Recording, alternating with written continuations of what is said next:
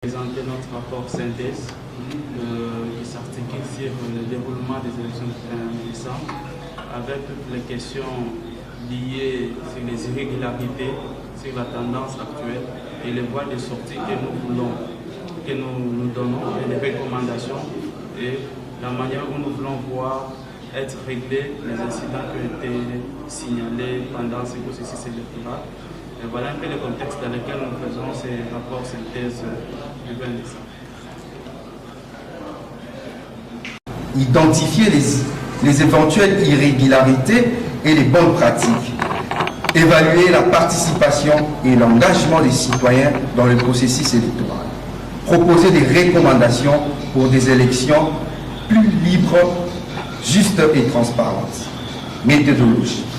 La méthodologie adoptée pour ces rapports repose sur une couverture de 40% des bureaux de vote dans les provinces. Déroulement de la journée électorale. La journée électorale a été marquée par plusieurs incidents qui n'ont pas marqué d'attirer notre attention. Nous avons noté que la majorité des bureaux de vote ont ouvert dans les délais et que la participation des électeurs a témoigné d'un engouement populaire significatif. Cependant, des problèmes logistiques et techniques ont été rencontrés, ce qui a traversé le bon déroulement du processus électoral dans certains cas. Irrégularités observées. Nous avons constaté des irrégularités telles que l'implication de certains candidats députés et agents de la CENI dans des activités suspectes. Les irrégularités ont été documentées et feront l'objet de notre campagne devant le cours des tribunaux. Résultats préliminaires et tendances. La compilation des résultats des bureaux de vote que nous avons couverts indique des tendances favorisant un candidat, bien que nous avons des statistiques et des pourcentages de vote. Nous insistons sur le fait que les indicateurs ou les indices ne sont pas de nature à remettre en cause l'ordre d'arrivée des candidats pour les élections présidentielles. Conclusion et recommandations. En conclusion, bien que les irrégularités aient été observées, celles-ci ne semblaient pas avoir perturbé l'ordre d'arrivée, en particulier dans les circonscriptions électorales présidentielles qui s'étendent sur l'ensemble du territoire national. Nous recommandons que les personnes lésées apportent leur contentieux devant le cours des tribunaux compétents. Nous appelons à une sanction rapide, équitable pour les agents de la CENI cités dans les indices ou incidents, afin de renforcer la confiance dans le processus électoral. Enfin, nous exhortons le peuple congolais à sauvegarder la paix et à éviter tout discours susceptible de perturber la paix sociale. Il est essentiel de maintenir un climat de sérénité pour assurer la légitimité du processus électoral et la stabilité du pays. Nous restons engagés dans notre mission d'observation et continuerons à suivre de près les déroulements du processus électoral jusqu'à son aboutissement. Fait à Kinshasa, le 29 décembre 2023, les signatures des représentants des organisations de jeunes, mouvements citoyens dans les tableaux qui suivent. Merci. Monsieur Luc, vous êtes activiste de société civile presse publique. Vous venez de donner un point de presse. Est-ce que vous pouvez nous dire pourquoi est-ce qu'il est question de faire un déroulement des élections du 20 décembre 2023? Vous le constatez, nous venons de faire un rapport synthèse. Ce rapport a été rédigé et a recueilli les différentes activités qui se sont passées le jour du 20 décembre. Et en considération de cela, le rapport a noté quelques éléments. Ces éléments sont partis de la journée, comment elle s'est déroulée. On note que la journée, elle s'est déroulée dans les cadres dans certains endroits du pays et on a enregistré quelques cas d'irrégularités, que nous appelons incidents, dans certains points du pays. Et ces incidents, nous notons généralement qu'il y a eu 2 cas des incidents qui ont eu une tendance à perturber les élections au niveau législatif. Et cela implique les agents de la CENI et certains candidats députés qui ont été cités dans certains incidents. Et un autre élément du rapport que nous avons présenté, c'est que la compilation de ce rapport prouve dans une grande partie qu'un des candidats a eu beaucoup de voix et il est classé à un niveau aussi important que les autres des autres candidats. Et les conclusions que nous avons tirées de cette journée, c'est qu'on considère que les élections se sont passées et les incidents, ces incidents avec la circonscription électorale du président de la République qui est l'étendue nationale du pays, nous considérons que ces incidents n'ont pas vraiment une nature à remettre en cause donc l'élection du président de la République par rapport à son étendue. Nous sommes en face de 75 000 bureaux de vote. Et ces incidents que nous avons cités, pour lesquels nous allons aller devant le cours et tribunaux, ce sont des incidents qui touchent plus des candidats et nous voulons que pour que ces processus soient encore plus légitimés, on a besoin qu'il y ait des sanctions, qu'on puisse sanctionner toutes les personnes citées dans les incidents et donc nous procédons de vidéos et quelques documentations que nous allons apporter devant les cours et tribunaux. Et au-delà de ça, nous pensons qu'aujourd'hui, le peuple congolais a besoin de garder la paix sociale pour que l'on permette à la CENI, que nous demandons de publier les résultats dans le respect de la loi, que cela aussi puisse se faire dans les calmes parce que la population attend ardemment ces résultats parce que nous avons vu qu'il y a eu vraiment l'engouement le jour du vote. Et pour reconnaître les efforts de la population qui a voté, on a besoin aussi des résultats qui reflètent la réalité de ce qui s'est passé. C'est comme ça que nous avons salué en passant toutes les autres missions qui ont travaillé pour la surveillance ou l'observation, la SECO, comme les essais, Simochel, et tous les autres, les missions régionales qui ont aussi contribué à cela. On considère aujourd'hui que le pays a vraiment besoin de paix et que les élections ne sont pas de nature à mettre le pays dans le fait, parce qu'après ce cycle, nous savons qu'il y aura un autre cycle. Tous les candidats qui pensent qu'ils sont lésés, ils doivent aller devant le Cour constitutionnel, mais la population doit savoir que nous avons besoin de la paix sociale pour que ça puisse nous permettre encore que nous puissions reconstruire le Congo. Et les Congolais doivent savoir qu'on n'a que le Congo. Et pour tous ceux qui aiment le Congo doivent savoir qu'on doit aider tous ceux qui ont des discours de violence à comprendre qu'il faut la paix maintenant pour régler chaque chose. Que direz-vous des opposants qui sont en train d'organiser des manifestations pour boycotter les élections, soit qu'on puisse réorganiser encore les élections pour eux, il y a eu un hold-up électoral? Vous savez que généralement dans notre pays, l'opposition a un droit pour elle d'aller devant les cours et tribunaux, de s'exprimer quand elle n'est pas contente d'une situation. Mais nous considérons que comme le cadre légal aujourd'hui prévoit que dès qu'il y a des contestations, il y a des endroits bien précis où on peut aller se plaindre. Nous pensons que le conseil actuel que nous puissions donner à l'opposition, c'est d'aller devant les cours des tribunaux. Cela va donner encore plus du poids et ça va prouver que nos opposants seront des respectueux des lois dès qu'ils seront au pouvoir ou bien dès qu'ils auront l'occasion de diriger les pays. Donc aller dans l'encontre de cela, je crois que ce n'est pas une bonne image pour les pays à l'interne et même pour leur personnalité aussi à l'extérieur du pays. Merci beaucoup. Ici, il est question de pouvoir faire un bilan objectif, dans le sens où il y a eu un taux de participation très important des citoyens congolais qui ont exprimé une volonté sans précédent de pouvoir répondre à ce devoir civil. Qui, selon le rapport, ce taux de participation est estimé à 97%. 97% des Congolaises et Congolais étaient ces jours-là devant les bureaux de vote pour pouvoir répondre à ce devoir.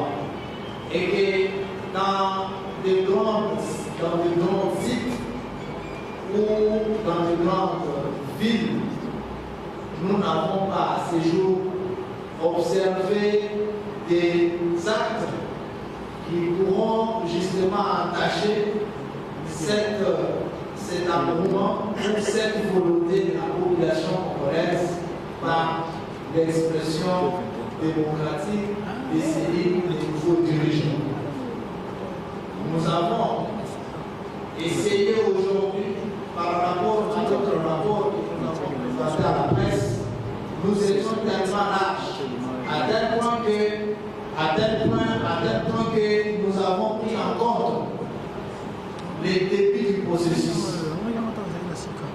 Nous avons ici énuméré même les actes, tous les comportements, l'engagement de chaque candidat à la course du scrutin du 20 décembre, son comportement pendant la campagne, son engagement à cette élection, et qui aujourd'hui nous donne effectivement les résultats que nous venons présenter devant vous. Et par cette même occasion, nous demandons à la CENI de pouvoir publier que la vérité désire, de pouvoir mettre à la place publique que la volonté exprimée par les Congolaises et les Congolais le 20 décembre dans les différents bureaux de vote. Donc pour nous, les taux des incidents sont minimisables.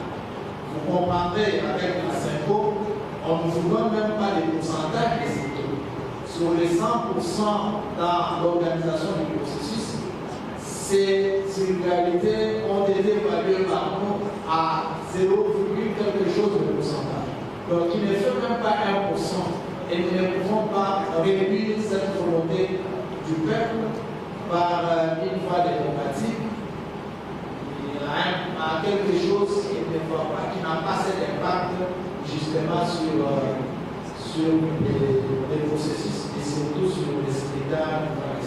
Donc, nous attendons impatiemment au regard du rapport fait par nous, la mission d'observation et de conservation de la jeunesse, la véracité justement des résultats provisoires d'ailleurs qui seront publiés par la CENI. Merci Monsieur le Président. Nous passons à une prochaine question. Alors vous vous présentez et puis vous posez votre question. Gestion d'assistance de 3WP en procédé, le premier container des agricultures. Bon, ma question est directe. Les missions d'observation comme la vôtre, nous constatons de plus en plus que vous êtes focus sur les élections présidentielles. Qu'en est-il des élections au niveau national, provincial et communal? Est-ce que vous avez observé là? La mission d'observation n'a pas seulement la responsabilité de veiller sur les scrutins présidentiels, mais c'est sur le processus. Et dans le processus, vous verrez bien que nous avons commencé à présenter le cadre légal, nous avons parlé du calendrier électoral, et dans le calendrier électoral, nous avons parlé de la période consacrée au dépôt des candidatures des députés nationaux, provinciaux ainsi que municipaux, et nous avons chuté sur la présidentielle. Vous comprendrez ici que nous n'avons pas seulement le droit d'observer sur les élections présidentielles, mais également sur tout le processus. Sur les partant des recommandations. Ici, nous avons invité à la CENI d'abord au gouvernement de pouvoir sanctionner tous ces candidats qui ont commis des bavures, qui ont dérouté, qui ont pris en otage des machines de vote, qui ont délocalisé les bureaux de vote selon la cartographie de la CENI.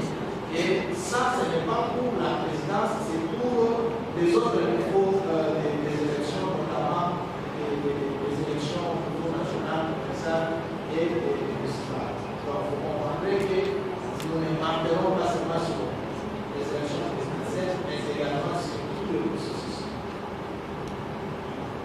Il y a une question.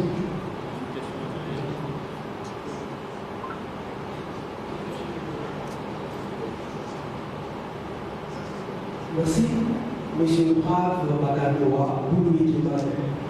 Depuis les années là, l'Andigino, Madame, rapport, il y a mission d'observation électorale Saint-Gilles. Mais la pourcentage de précis. Déjà, c'est nous, après le précis sur la pourcentage partiel, ils ont tracé déjà un candidat fixé pour notre côté. Et au sein de même parce que je ne peux pas dire comment le sein à la fin va annuler l'élection pour organiser la fraude électorale à l'outrance. Merci beaucoup. Merci beaucoup. L'avance des alliés Moduna Moko na utu le contrat na lopoto na de journaliste à RFI. Oyo bazali koloba na balabala to oyo ba candidat au bazali frustré bazali koloba ezali kokodwa na bango ya koloba tokoki kokanga monoko ya moto te po aloba te. Mais awa biso en tant que lisu ya bilenge na processus oyo ya 2023 processus électoral ya 2023 oyo tozalaki bongo lisu ya bilenge mpona kotala lolenge nini maponami oyo ezali na kati na kozala organise. Awa tozali na devoir moko ya korendre compte na population na biso d'une manière générale et en particulier na bilenge na biso na mosala oyo biso antani mission d'observation ya bilenge tosali na elongo na bilenge oyo bazali bongo lokola baobservateur. Annulation ya baélection biso en tant que mission d'observation ya bilenge tozali komona ntina na yango te parce que baka ya bafraude to ya baabus oyo bandeko ya opposition bazali kolakisa ezali mpe oyo biso mpe toreleve na barapport na biso mais tozali mpe kodesire pourcentage na yango sur l'impact ya processus mobimba. Tokoki kozwa te baka isole na kotuna yo moko azali journaliste na ville monene wapi ya pays na biso oyo wapi omoni baka ya minene oyo koyokotika biso vraiment na koanile bascrutaire ya élection ya décembre oyo.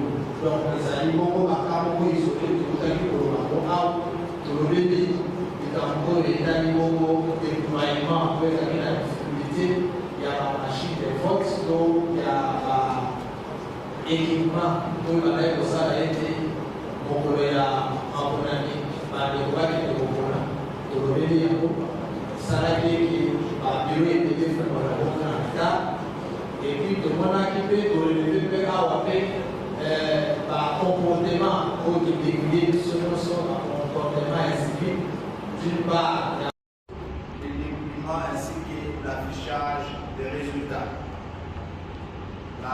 La retransmission des données électorales à l'équipe cadre a été faite grâce aux essais du 29 juin 2022, relever l'absence de la compilation et de la traçabilité des résultats, les déficits de transparence des opérations de vote, la confusion sur le vote électronique, les dysfonctionnements de la Commission électorale nationale indépendante et j'en passe.